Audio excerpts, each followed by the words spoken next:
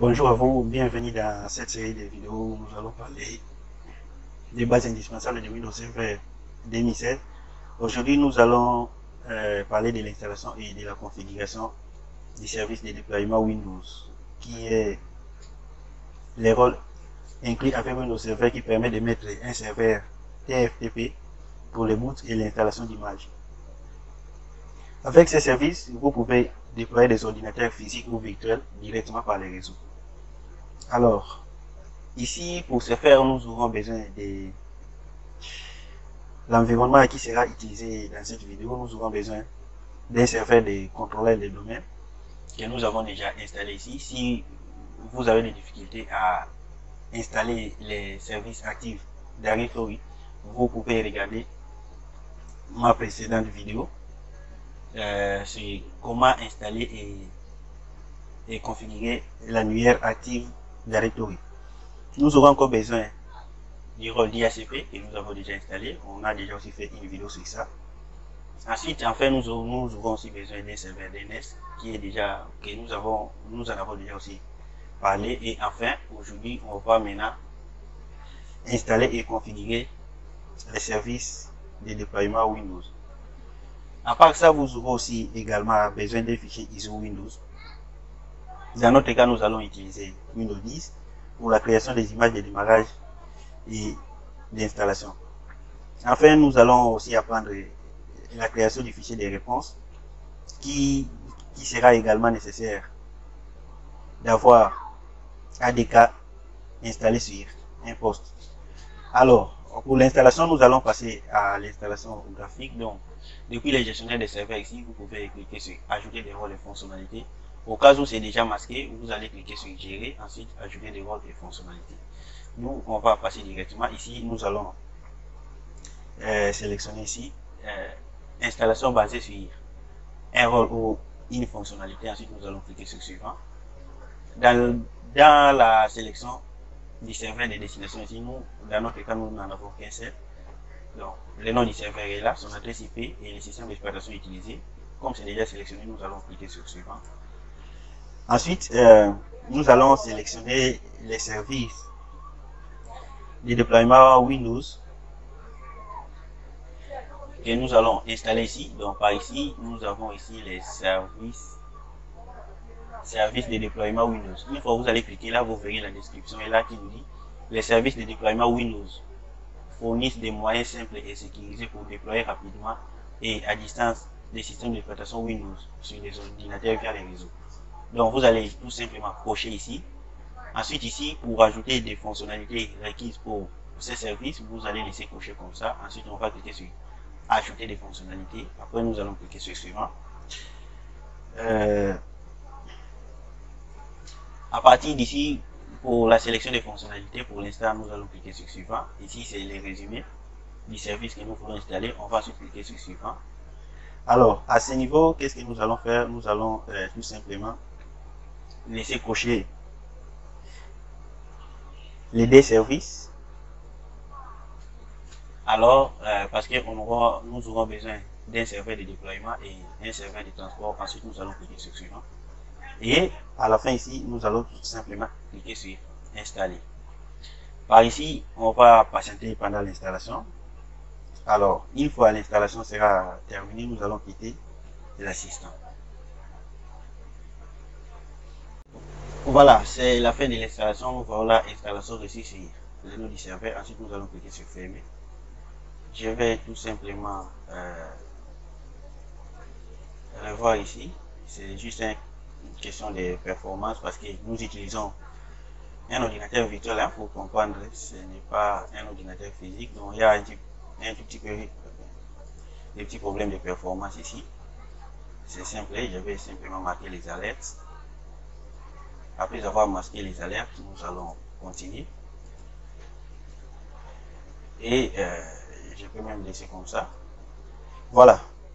Maintenant que le rôle des services de déploiement Windows est installé, celui-ci doit être configuré en lui indiquant son répertoire de travail. Donc pour ce faire, nous allons ouvrir la console d'administration des services de déploiement Windows tout en cliquant sur Outils.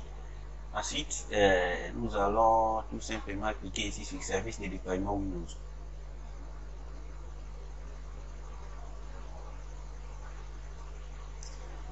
Ici, on va tout simplement essayer de dérouler les serveurs ici. On vient sur les noms du serveur. Qu'est-ce qu'on comprend ici? On voit que les pictogrammes d'alerte sur le serveur, car celui-ci n'est pas configuré. Alors, on va tout simplement faire un clic droit ici. Ensuite, nous allons cliquer sur configurer les serveurs. Ensuite, à partir d'ici, c'est juste l'assistant de configuration.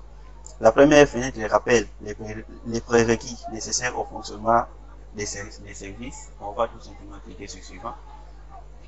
Ensuite, à partir d'ici, nous allons sélectionner l'option d'intégration dans l'environnement. Dans cette vidéo, nous allons choisir intégrer à Active Directory. Donc, on va laisser comme ça, intégrer à Active Directory. La description est là. Ces serveurs est membre d'un domaine, Active Directory Domain System, ou c'est un contrôleur de domaine pour un domaine ADDS. Soit vous pouvez sélectionner serveur autonome qui a la description là, on nous dit configurer les serveurs de telle sorte qu'ils soient autonomes et qu'ils fonctionnent indépendamment de l'Active Directory. Je crois que la description est claire, il n'y a pas de description à fournir, d'explication plutôt à fournir là ci-dessus. Nous allons tout simplement cliquer sur suivant. Alors, nous allons simplement entrer les chemins pour la création du dossier nécessaire au bon fonctionnement du service, puisque nous allons cliquer sur suivant. Donc, à partir d'ici, les chemins d'accès ici, on va parcourir. Moi, je vais tout simplement venir ici. Je viens sur ces disques ici. Je vais sélectionner ces dossiers que j'avais déjà créés. Remote Install. Ensuite, je vais cliquer sur OK. Et le chemin d'accès est là et Remote Install. Ensuite, je vais cliquer sur suivant. Alors, ces répertoires ici va contenir l'ensemble des éléments distribuables par les services qui aura comme des éléments suivants: image de démarrage, image d'installation et des drivers. Alors, à partir d'ici, qu'est-ce que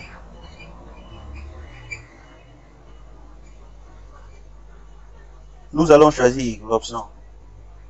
D'abord ici, on va laisser cocher comme ça. On va laisser cocher ne pas écouter sur les ports DHCP et DHCP. On va aussi configurer les options DHCP pour les services DHCP du proxy et on va cliquer sur suivant. À partir d'ici, qu'est-ce que nous allons faire? Nous allons cocher ici répondre à tous les ordinateurs clients connus et inconnus. Donc, on va sélectionner là. Donc, si l'option répondre uniquement aux ordinateurs clients connus est sélectionnée,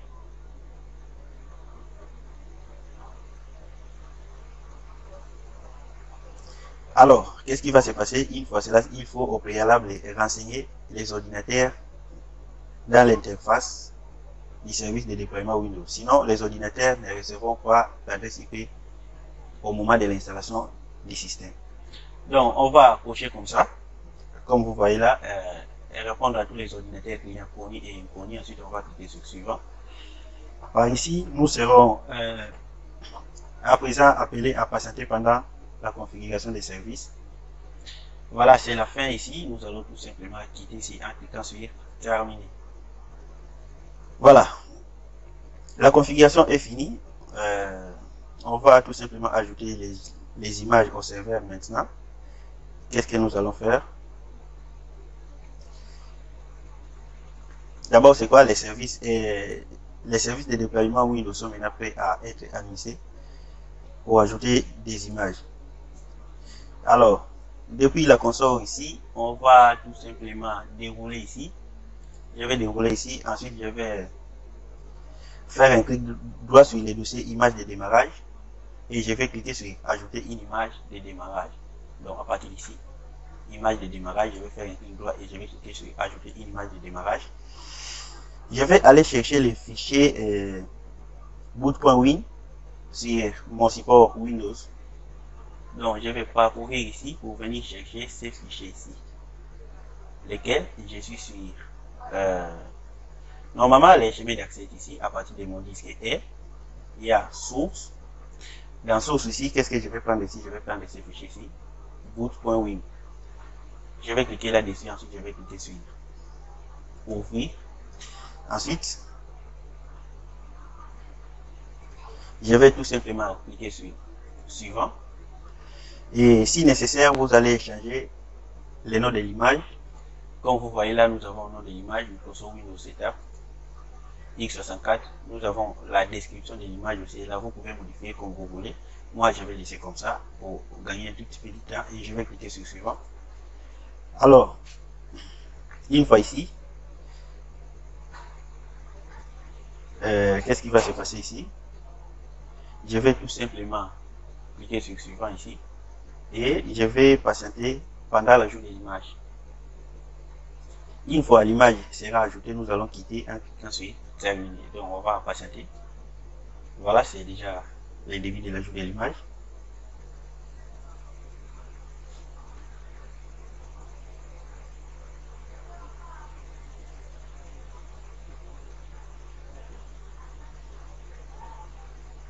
Voilà, comme je disais, à la fin ici, cette opération est terminée. Je vais tout simplement cliquer sur terminer ici. On comprend là que nous venons d'ajouter notre image Microsoft Windows Setup x64. L'image est déjà disponible dans le dossier image de démarrage ici, comme vous le voyez. Alors, qu'est-ce que nous allons faire? On va essayer d'ajouter à présent les images d'installation qui sont les systèmes d'exploitation Windows qui peuvent être distribués par les services de déploiement Windows. On va tout simplement créer un groupe d'images ici. Donc, depuis notre console ici, qu'est-ce que nous allons faire? On va faire un clic droit sur image d'installation qui est là. Nous avons ici image d'installation. Je fais un clic droit et je vais tout simplement cliquer sur ajouter une image.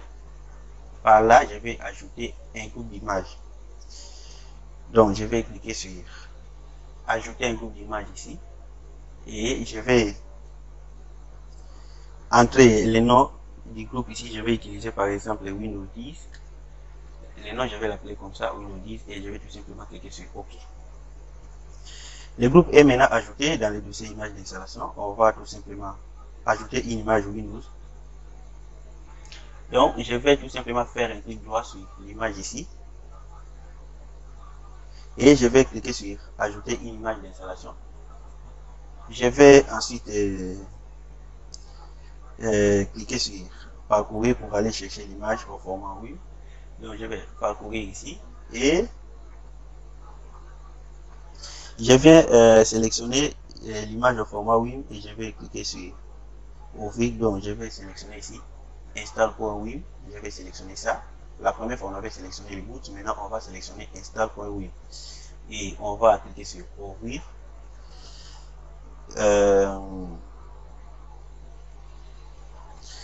À présent, ici, je vais cliquer sur suivant. Alors, sur l'ISO Windows, il y a souvent plusieurs versions. Nous allons cocher les versions à importer et nous allons cliquer sur suivant. Comme là, nous avons, comme vous le voyez là, nous avons Windows. Dans ces fichiers que nous venons d'ajouter, nous avons Windows 10 professionnel et Windows 10 version famille. Donc, vous allez sélectionner ce qui vous semble bon. Si vous voulez importer tous les deux, vous allez laisser cocher comme ça. Si vous voulez importer simplement Windows 10 professionnel, comme qui est là, donc vous allez décocher ça et vous allez laisser Windows 10 professionnel. Soit vous pouvez laisser cocher si vous voulez importer tous les deux et ensuite vous allez cliquer sur suivant. Ici, on nous dit ici, c'est le résumé. Nous avons sélectionné les images suivantes. Nous avons le groupe d'images c'est Windows 10, fichier, c'est l'emplacement est là. On va image sélectionnée, nous avons ça, Windows 10 professionnel. Donc,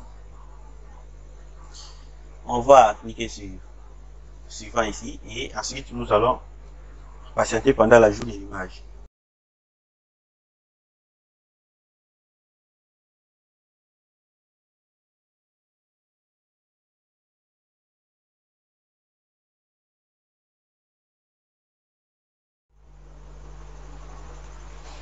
Voilà, nous sommes arrivés à la fin de notre opération. On va tout simplement cliquer sur terminer. Alors, une fois arrivé à ce niveau, l'image d'installation est maintenant disponible dans notre groupe aussi. Donc, vous allez comprendre que nous avons ici Windows 10 professionnel et Windows 10 famille. Donc, ce qui veut dire que le serveur est maintenant déjà prêt à déployer Windows par les réseaux. Mais pour tester les services de déploiement Windows que nous venons de configurer, je vous conseille pour le moment de le faire depuis une machine virtuelle, car nous n'avons pas encore vu la vue des pilotes. Donc, c'est une manière de vous dire que à partir d'ici, vous allez créer une machine virtuelle et vous allez tester et vous verrez que ça va marcher. Moi aussi, dès là, je vais tester mon hypothèse et vous verrez comment cela va fonctionner. Dans la deuxième partie de cette vidéo, nous allons voir maintenant comment ajouter des pilotes pour faire en sorte que le déploiement va se faire d'une manière automatique. Donc, cela ne va pas nous demander les noms de l'utilisateur, ni les noms de domaine, ni quoi que ce soit. Une fois que vous allez démarrer votre ordinateur dans les réseaux et automatiquement, le système va s'installer. Donc, par ici, vous allez démarrer sur les réseaux un ordinateur. Comment démarrer un ordinateur dans les réseaux? Vous allez, vous allez appuyer sur le bouton Power de votre ordinateur. Ensuite, vous allez appuyer sur la touche F12. Au changement de l'image, vous allez choisir la langue. Donc, vous allez voir comment est-ce que je vais faire. Et les claviers, tout consort. Il y aura une fenêtre d'authentification qui va s'ouvrir. Vous allez entrer les informations des comptes administrateurs et vous allez cliquer sur OK pour poursuivre l'installation. Donc, je vais passer à la deuxième partie de cette vidéo. Donc, je vais tester mon hypothèse et la troisième partie, comme je vous ai dit, on va voir maintenant comment ajouter des pilotes. On va voir maintenant comment optimiser plutôt les déploiements de Windows avec un fichier de réponse pour limiter le nombre d'interventions et optimiser l'installation. Donc par ici, je vais passer aux deuxième étape et puis on va se retrouver juste après.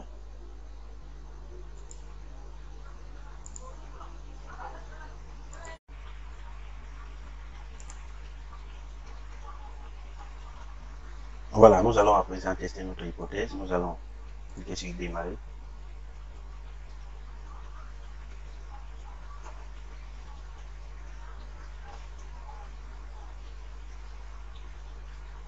Ensuite, nous allons cliquer sur démarrer. Pour démarrage, nous allons appuyer sur la touche F12 pour démarrer à partir du réseau. Ensuite, on va choisir l'option ici LAN. D'abord, il y en a ça. Aussi, on va booter à partir de CD. À partir de nous, on va booter à partir de LAN. C'est la section L. Donc, je vais tout simplement appuyer sur L. Et je vais patienter là. Quelque part, je vais appuyer sur F12. Voilà. Et ça a marché. Le boot c'est démarré dans les bons. Nous avons l'adresse IP de notre serveur qui est là.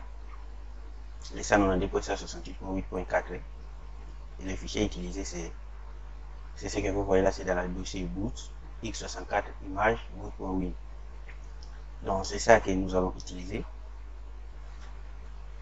Nous allons patienter pendant la lecture des fichiers.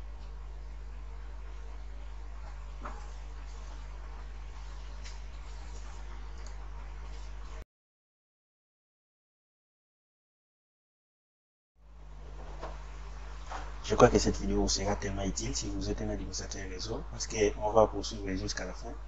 Ce qui est important maintenant est que la deuxième partie de cette vidéo, on va essayer d'installer maintenant les pilotes, nous consorts, tout ce que nous pouvons faire pour que l'installation soit sans assistance. Donc ça pourra vous aider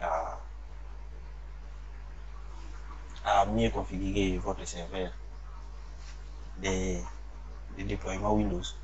Aujourd'hui, on va tout simplement arrêter ici aux premières parties. Donc la suite, vous en aurez dans notre précédente vidéo que nous allons utiliser installer les pilotes. Il y aura vraiment toute une liste de tâches que nous allons faire pour une configuration maximale. Donc on va, qu'est-ce que nous allons faire ensuite ici? Donc dans la suite, je disais, on va voir maintenant comment optimiser le déploiement avec un fichier de réponse pour limiter le nombre d'interventions et pour optimiser l'installation. Ici, je peux tout simplement sélectionner maintenant les paramètres régionaux. Je vais encore cliquer sur suivant. Et ici, je serai à présent obligé à entrer un nom d'utilisateur par rapport au format de notre domaine. Donc, on va entrer ici domaine/utilisateur ou utilisateur@domaine.com. Donc, pour l'utilisateur ici, je vais taper le nom d'un utilisateur. Je vais taper ici administrateur. Et je vais taper le mot de passe du compte.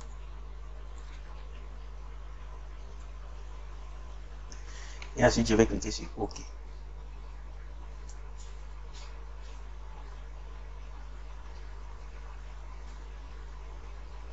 On nous dit ici, le nom fourni n'est pas un nom de compte formé correctement. Donc, le problème c'est ici. C'est que on va utiliser ici, on va commencer par utiliser le nom de domaine ici, qui est le Cargotech, en plus, /administrateur. Et ensuite, on va utiliser ici le mot de passe du compte. Et du coup, on va cliquer sur OK. Ça a marché, on compare là, tout va dans les bons. Ici, vous pouvez sélectionner le type de système d'exploitation installé. Moi, je vais installer ici Windows 10 professionnel. Et je vais cliquer sur suivant. La partition, je laisse comme ça. Je vais cliquer sur suivant.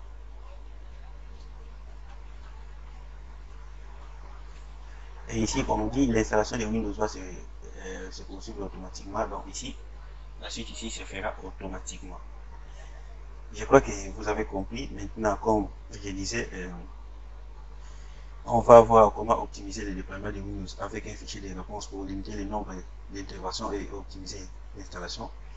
Enfin, on va ensuite réaliser un fichier de réponse XML.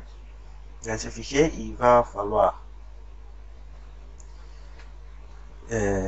d'abord, on aura besoin de Windows System Image Manager disponible lors de l'installation d'ADK. On va encore copier le fichier install.win de l'ISO Windows sur les postes. Ensuite, le fichier de réponse qu'on va faire sera donné à l'environnement WinPE afin d'éviter à choisir la langue et à saisir l'identifiant à l'installation de Windows pour éviter d'avoir à suivre l'installation post-installation. Plutôt pour éviter d'avoir à suivre l'assistant post-installation. Donc, en attendant, on va patienter pendant l'installation, mais je vais vous annoncer déjà qu'est-ce qu'on va faire. On va ouvrir maintenant notre Windows System Image Manager, communément appelé SIM. On peut aussi appeler assistant de gestion d'installation. Alors, la première étape consiste à générer un catalogue de paramètres. Donc, pour ce faire, vous pouvez faire un clic droit. Et ensuite, vous allez sélectionner une image Windows ou un fichier catalogue. Et ensuite, vous allez cliquer sur l'image Windows. Donc, la suite, j'espère qu'on va essayer de voir ça après. Donc, ce qui est important ici, si vous avez peut-être des difficultés, des suggestions par rapport à la vidéo, n'oubliez pas de me dire dans les commentaires, soit vous pouvez me contacter sur notre page Facebook qui est le Team Carlo Technology. Bientôt là aussi, nous allons commencer une série de formations de vidéos sur les Cisco Certificate Academic Network. Donc, restez branchés, abonnez-vous parce que la formation, on va aller commencer demain. Donc,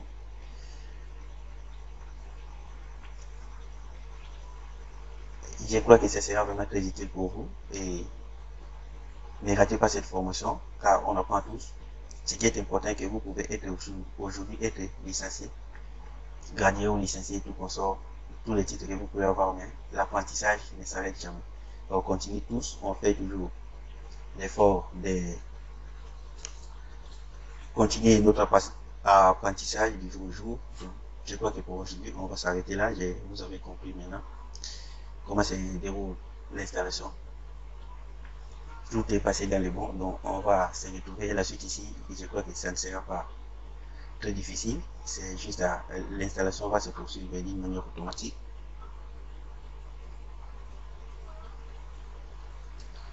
ça ne va plus vous demander ni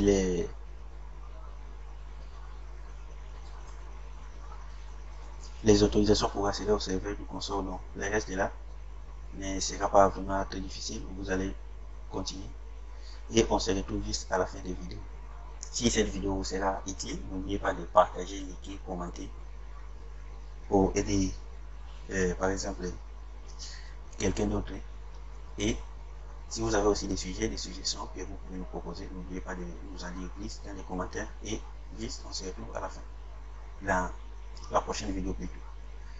Bientôt après cette vidéo, je vais juste poster une vidéo qui va parler sur la création des pages wiki, ensuite des utilisations de Google Drive, j'espère que si ma mémoire n'est pas rebelle. Ensuite, on va commencer notre formation de vidéo. Il y a plusieurs sujets que je vais développer ici. Je vais aussi développer les sujets tels que les configurations de base dans un commutateur, dans un routeur. Il y en a plusieurs que je vais développer ici. Je vais par exemple vous faire une vidéo sur toutes les commandes que vous pouvez utiliser dans un routeur Cisco, des commandes que vous pouvez utiliser dans un commutateur, la configuration de base. Ensuite, on va faire une vidéo sur comment utiliser votre PC comme point d'accès mobile. Donc, toutes ces vidéos vous seront utiles et on va se retrouver juste à la prochaine vidéo. Merci.